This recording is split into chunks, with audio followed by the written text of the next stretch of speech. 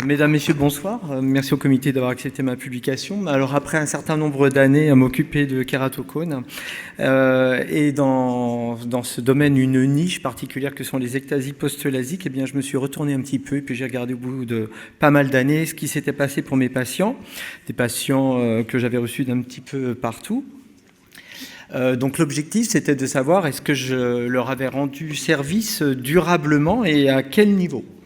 Donc j'ai eu la chance ou la difficulté de m'occuper de 24 lieux, de 14 hommes, 5 femmes. Il y avait 5 cas bilatéraux. Et donc j'ai bien sûr regardé le temps entre le moment de la chirurgie et le moment de diagnostic et donc de prise en charge, ce que j'ai utilisé comme méthode, et puis également est-ce que je leur ai fait gagner de l'acuité visuelle et est-ce qu'elle tient sur toute la durée du suivi qui s'étend jusqu'à 19 ans. Alors voici le tableau, bien sûr, c'est juste pour vous montrer. Alors il y a les petites particularités, j'avais préparé mon pointeur, mais ça ne marche pas du tout.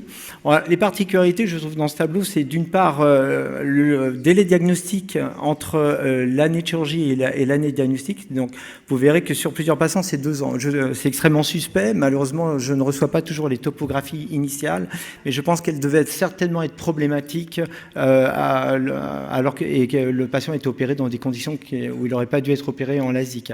Après la dernière ligne, vous voyez que ce patient sur la colonne a bénéficié juste d'un crosslinking, mais ce n'est pas le crosslinking qui l'a fait passer de 2 à 10 dixièmes, c'est que c'est le seul patient dont le problème a été résolu par une adaptation en lentille à support scléral. Sinon, on a regardé jusqu'au terme du suivi, vous voyez, donc ils ne sont pas tous arrivés dans le même bus un jour, donc les délais de suivi, ça va effectivement de 1 an jusqu'à 19 ans, mais on voit que j'ai quand même un certain recul. Et lorsque l'on fait l'analyse des résultats, on voit j'ai la chance du fait de mon âge d'avoir un certain nombre d'années de suivi de ces patients. On voit que le délai est quand même assez élevé entre le moment de la chirurgie et le moment du diagnostic et de prise en charge. C'est quand même 10 ans, plus ou moins 5,7 ans.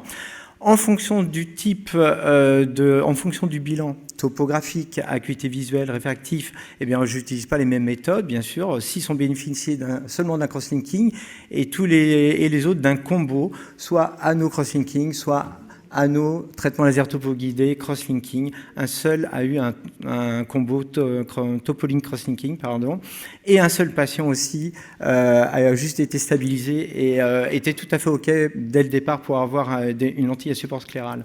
Ce que l'on voit, c'est que l'acuité visuelle initiale donc, était assez affaiblie, qui allait de 1/20 jusqu'à 10 dixièmes pour les mieux conservés. Ce sont les gens qui ont juste un crosslinking et un suivi.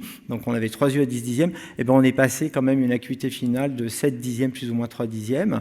Et tous les patients sont remontés au-delà des 5 dixièmes. Et 6 yeux avaient 10 dixièmes après la prise en charge sur toute la durée du suivi. Donc évidemment, c'était statistiquement significatif. Alors voilà à peu près le type de résultat. Je pense que vous en avez déjà vu des topographies de traitement laser topo-guidé de prise en charge.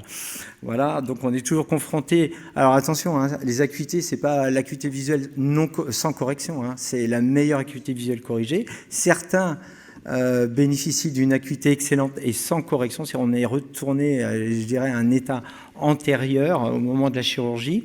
Parfois au prix d'un ajustage réfractif, lorsque j'avais notamment un switch hypermétropique, ce qui est assez fréquent dans les prises en charge de kératocone, on arrive à bien effacer les déformations cornéelles. Il faut dire qu'on maîtrise depuis de nombreuses années très bien le système Zeiss. Voilà, d'autres exemples, on a quand même rendu grand service aux patients, et ceci sur de nombreuses années, je les suis toujours. Donc, on sait aujourd'hui que dans ces cas-là, on a à la fois une efficacité, une stabilité du résultat. Ce qui est particulier, c'est qu'on n'aborde pas du tout la même chose dans une ectasie post-lasique comparativement à un kératocone. Le kératocone, on va d'abord passer par l'adaptation de lentilles. Le patient qui a une ectasie post-lasique, c'est une étape qu'on aborde peu ou pas pour ma part, parce que ce sont des gens qui ont fait une démarche de chirurgie réfractive qui ne comprennent pas très bien ce qui se passe. Donc on leur explique quand même la prédisposition qu'ils avaient et qu'on peut les aider. Et en fait, grâce à ces prises en charge, je dois dire que je n'ai jamais été confronté, par exemple, à une demande de dossier dans le cadre d'une procédure sur l'ensemble des patients que j'ai traités depuis toutes ces années. Donc je pense que Techniquement, bien sûr, on peut toujours faire mieux, mais on est quand même pas mal au point. On les aide bien et surtout, on les rassure. Voilà. Et je vous invite d'ailleurs à suivre demain. Il est absent, je ferai ça à sa place, mais la communication de Julien Coulet qui a repris 27 000 dossiers de chirurgie laser pour déterminer le taux d'ectasie post-lasique. Pardonnez-moi. Merci beaucoup. Excusez-moi. Merci beaucoup. Merci à vous. Merci pour cette très belle série. D'ailleurs, Claire Florent, on doit quand même souligner qu'une ectasie, c'est moins facile à rendre prédictible dans la prise en charge qu'un kératocone. Hein. Les anneaux bof-bof, cross-linking, il n'y a plus l'épaisseur, et les renvoyer aux lentilles sclérales, c'est quand même un grand moment de solitude hein, pour un patient qui ne voulait plus mettre de lentilles. Hein.